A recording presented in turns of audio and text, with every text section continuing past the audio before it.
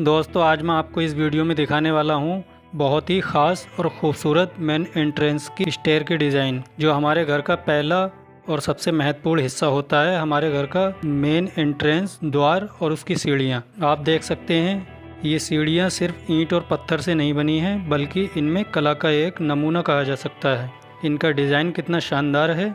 देखिए इन सीढ़ियों की बनावट कितनी मजबूत और शानदार है। हर एक स्टेप को कितनी बारीकी से बनाया गया है। ये चमकते हुए पत्थर इनकी खूबसूरती देखते ही बनती है।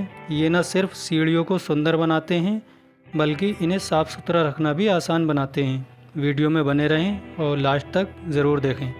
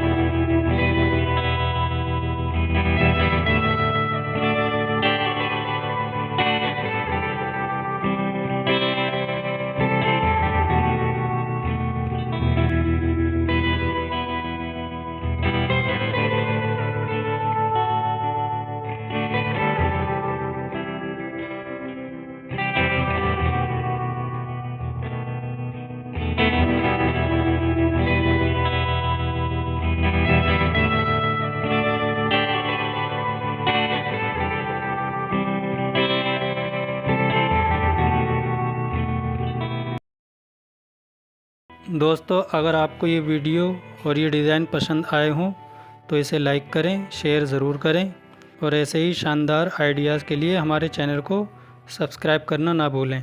आपकी राय कमेंट बॉक्स में ज़रूर बताएं कि आपको कौन सी सीढ़ियाँ सबसे अच्छी लगीं। मिलते हैं आपसे अगली वीडियो में।